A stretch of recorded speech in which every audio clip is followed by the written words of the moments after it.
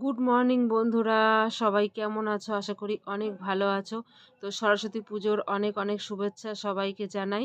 তো এই দেখো সকাল ৮টার সময় স্নান টান করে চলে এসেছি মেয়ের স্কুলে।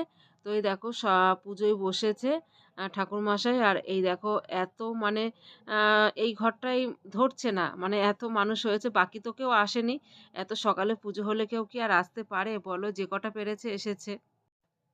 তো এই দেখো আমিও তো লাইনে আছি। আর এই দেখো আমার মেয়ে দেখো শাড়ি পরেছে, মেয়েকে শাড়ি পরিয়ে দিয়েছি।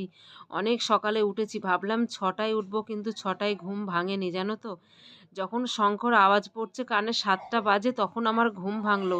উঠে ফোনটা নিয়েই দেখি ৭টা বেজে গেছে। সেই তাড়াহুড়ো করে উঠে নিয়ে সমস্ত কাজ সেরে স্নান করে তো এই দেখো স্কুলে আসলাম।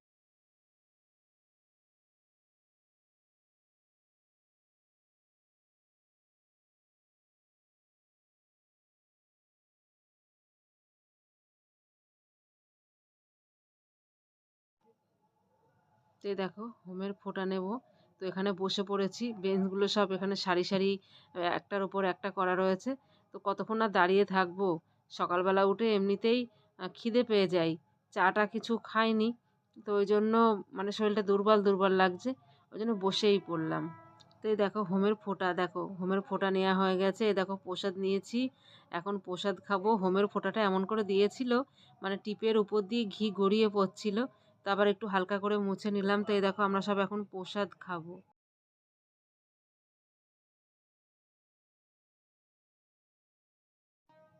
তো এই দেখো বাড়ি আসলাম আর মেয়ের সঙ্গে ঝগড়া বেঁধে গিয়েছে। মেয়ে এখন বলছে ব্যাগ খুঁজে দাও, ব্যাগ নিয়ে বেড়াতে যাব। তো আমি বলছি না হবে না।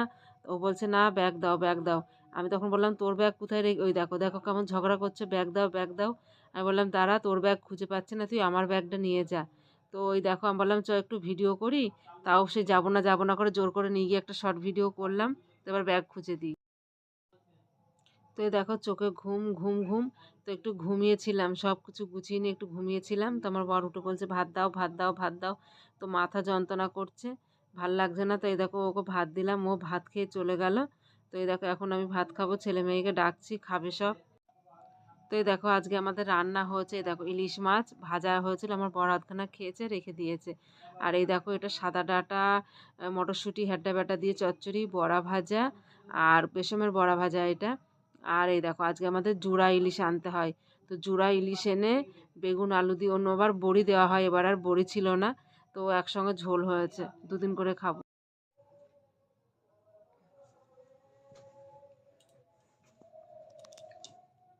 তো অনেকক্ষণ পর আবার আসলাম ক্যামেরার সামনে, একদম ভাল লাগছে না শরীরটা জানো তো। মানে মাথা এত ধরেছে, অনেক সকালে উঠেছি। আর সকালবেলা মানে এত কুয়াশা ছিল। ওই যে মানে কাজ করে বেরিয়েছি বাইরে, ঠান্ডা জলে স্নান করেছি, শ্যাম্পু করেছি, মানে মাথার মধ্যে সেই থেকে যে কেমন হচ্ছে। মানে শুয়েই আছি, এত কাজ ঘরে। ও কোনো রকম কিছুটা মানে জামা কাপড় গুছিয়েছি, এখনো দেখো আমার বিছানার অবস্থা, দেখো জামা কাপড় কি অবস্থা। ওদিকে আমার মেয়ে তো স্কুল থেকে একবার আসলো, এসে নিয়ে আবার বেরিয়ে পড়লো।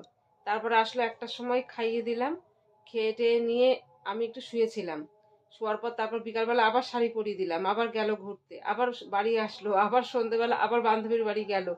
গিয়ে তারপর বাড়ি আসলো, এসে আমি বাইরে বসেছিলাম একটু, ওদেরকে ঠাম্মা গায়ে বলে নেট দাও, আমি নেট দিলাম। তো ঠাম্মা কাছে গিয়ে ফোন দেখতে দেখতে ঘুমিয়ে গেছে। এখন গিয়ে দেখি ঘুমিয়ে গেছে। তো ভাত খেয়েছে, সে 3টের সময় ভাত খেয়েছে। তা আজ আবার আমাদের ওই যে সেই জুড়া ইলিশ আনতে হয়, সেই জুড়া ইলিশ আজকে মানে রান্না করে রাখা হয়েছে, কালকে ওই যে খেতে হবে। তো কালকে আবার রান্না বান্না কিছু নেই। তো কাল আবার স্কুল যেতে হবে ওর, ওর স্কুল যেতে হবে। আজকে মেসেজ দিয়েছে 10:30টার সময় সব মানে সমস্ত বাচ্চাদের যেতে হবে, জানি না প্রসাদ খাওয়াবে না ভালো খাবার খাওয়াবে জানি না, যেতে বলেছে। তো কালকে বাড়িতে রান্না বান্না নেই, দুপুরবেলা ওখানে পাঠিয়ে দেবো, যাই হোক খেয়ে দিয়ে চলে আসবে। তো এখন আর বেশি গল্প করবো না তোমাদের সঙ্গে, কারণ আমার দুনিয়ার কাজ পড়ে রয়েছে, মানে জামা কাপড় সব ছিটানো। তো বাকি গল্প নেক্সট ব্লগে হবে অনেক অনেক। তো এখনকার মতো টাটা, বাই বাই।